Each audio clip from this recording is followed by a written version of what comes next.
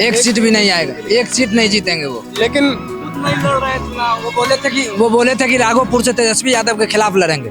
वो लड़के देख ले, जमानत जब्त नहीं होगी। लेकिन वो मुद्दे तो सही उठा रहे हैं, वो जिन मुद्दों पे वो बातचीत कर रहे हैं उन मुद्दों पे आज से बात कर रहे हैं, वैसी बात कर रहे हैं। कहाँ मुद्दा है? उनके पास कोई मुद्दे नहीं है। दारू खोलने की बात कर रहे हैं, वो तो रोजगार की बात कर रहे हैं। वो तो ये भी कह रहे हैं कि मैनिफेस्टो में रोजगार ही नहीं है, खाली दारू खोलना है, दारू खोलना है। दारू खोलने से सरकार चलेगी। प्रशांत किशोर बिजनेसमैन है, वो बिजनेस कर रहे हैं और कुछ नहीं।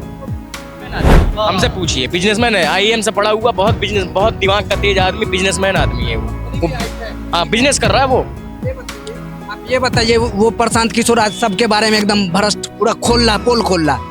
इतने दिन से पहले कहाँ थे? वही नीतीश कुमार से आप पैसा लेते थे सलाह देने का। पिछले बार से खराब रिजल्ट रहेगा, पिछले बार से ज्यादा खराब। लोग तो कह रहे हैं कि बात करते हैं तो वहाँ सरजील इमाम चुनाव लड़ रहे हैं बहादुरगंज से, उनको क्यों नहीं टिकट देते हैं आप? और इम्तियाज जलील साहब औरंगाबाद में हार गए थे तो बोले थे कि सामने वाला अबू आसमी साहब उनको हरवा दिए। तो आप खुद बैठ जाते, अगर मुसलमान के लिए बात करते तो आप उनको टिकट दे देते। नीतीश कुमार इतनी आसानी से सीट छोड़ देंगे मुख्यमंत्री की? कुमार परिस्थितियों के मुख्यमंत्री है।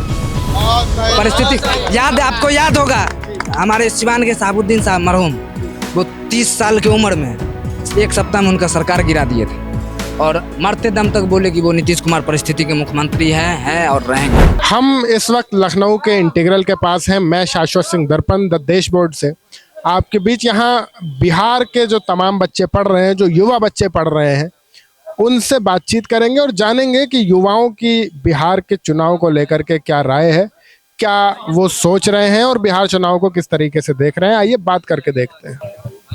नमस्कार भाई, क्या नाम है आपका? मेरा समीर अख्तर नाम हुआ। कहाँ से हैं आप? हम सिवान बिहार से हैं। बिहार में इस समय 2 बड़े गठबंधन हैं जिनके बीच में कांटे की टक्कर मानी जा रही है। एक एनडीए गठबंधन और एक महागठबंधन इंडिया गठबंधन। क्या लगता है किसका पलड़ा ज्यादा भारी है इस बार चुनाव में? अभी तो पलड़ा सबसे ज्यादा भारी आरजेडी का है। ठीक है, हम लोग के विधानसभा में 8 सीट हैं। ठीक है, उसमें से 6 एकदम मुकम्मल निकलेगा। सिवान हम लोग का विधान पड़ता है, लोकसभा सिवान का है। इसी में एक नई पार्टी, एक नए शख्स का इस चुनाव में उदय हुआ, प्रशांत किशोर। उनको लेकर के बिहार का क्या मन है, क्या चल रहा है लोगों के दिमाग में? एक जी क्या कह रहे हैं आप? कुछ मन नहीं है उनको लेकर, कुछ नहीं आएगा, मतलब ही नहीं है। एक सीट भी नहीं आएगा, एक सीट नहीं जीतेंगे वो। लेकिन खुद नहीं लड़ रहे चुनाव, वो बोले थे कि राघोपुर से तेजस्वी यादव के खिलाफ लड़ेंगे। वो लड़के देख ले, जमानत जब्त नहीं हो गया तो कहिएगा। लेकिन कहा यह जा रहा है कि पहली बार कोई एक ऐसा आदमी है जो जातिवाद से इतर हट के जो है रोजगार की बात कर रहा है। रोजगार, वही मनीष कश्यप जो चनपटिया से उनको टिकट दिए, जो कश्मीरी को पटना में मारते थे, क्या क्या नहीं किए, उन पे एनएसए लगा। लेकिन वो मुद्दे तो सही उठा रहे हैं। वो जिन मुद्दों पे वो बातचीत कर रहे हैं उन मुद्दों पे आज से बात कर रहे हैं, वैसी बात कर रहे हैं। कहाँ मुद्दा है? उनके पास कोई मुद्दे नहीं है। दारू खोलने की बात कर रहे हैं, वो तो रोजगार की बात कर रहे हैं। वो तो ये भी कह रहे हैं कि मैनिफेस्टो में रोजगार ही नहीं है, खाली दारू खोलना है, दारू खोलना है। दारू खोलने से सरकार चलेगी। विधायक बन जाए, पहले खुद मुखिया सरपंच विधायक बन जाए। जैसे तेज प्रताप यादव विधायक बन के अलग अभी पार्टी बनाया ना, उस तरह बना के दिखा दे, तब समझेंगे हम।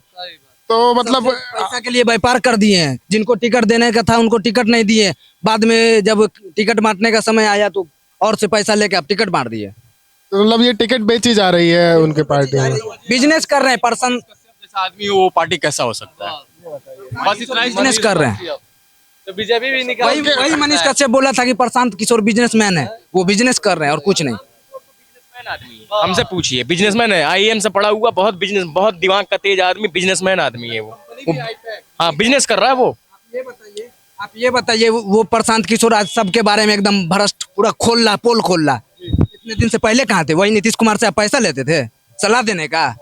तो ध्यान दे रहे हैं। प्रशांत किशोर के आने से किसी पार्टी को नुकसान पहुंच? कुछ नहीं। अब 1000 वोट जहाँ गिर रहा है, 10 वोट काट लीजिएगा तो कोई फर्क ही नहीं पड़ता है। सिर्फ तेजस्वी लहर, इंडिया गठबंधन और एनडीए में टक्कर है, उसके अलावा कहीं किसी से कोई मुकाबला। एआईएमआईएम पार्टी भी इस बार बिहार में उसने खूब कैंडिडेट उतारे हैं। क्या लगता है एआईएमआईएम से इंडिया गठबंधन को नुकसान पहुंच सकता है? पिछले बार से खराब रिजल्ट रहेगा उनका, पिछले बार से ज्यादा खराब। लोग तो कह रहे हैं कि बात करते हैं तो वहाँ सरजील इमाम चुनाव लड़ रहे हैं बहादुरगंज से, उनको क्यों नहीं टिकट देते हैं आप? और इम्तियाज जलील साहब औरंगाबाद में हार गए थे तो बोले थे कि सामने वाला अबू आसमी साहब उनको हरवा दिए। तो आप खुद बैठ जाते, अगर मुसलमान के लिए बात करते तो आप उनको टिकट दे देते, आप उनको टिकट दे देते, आप खुद बैठ जाइए, हैदराबाद सीट छोड़ दीजिए, लोकसभा दे दीजिए किसी को, तब समझे कि आप मुसलमानों की बात करते। तो कितनी एमआईएम की कितनी सीटें निकल सकती हैं, उसके लिए क्या? पिछले बार 5 निकला था, जिसमें से 4 आरजेडी में चले गए थे, और इस बार भी वो 5 के अंदर सिमट जाएंगे। तो अगर मान लीजिए एमआईएम जीतती भी है तो क्या इस बार भी लगता है कि उनके जो है पार्टी के नेता भाग जाएंगे किसी दूसरी पार्टी? जरूरत पड़ेगा तो वो भागेंगे, या फिर खुद समर्थन देना पड़ेगा, मजबूरी है उनकी।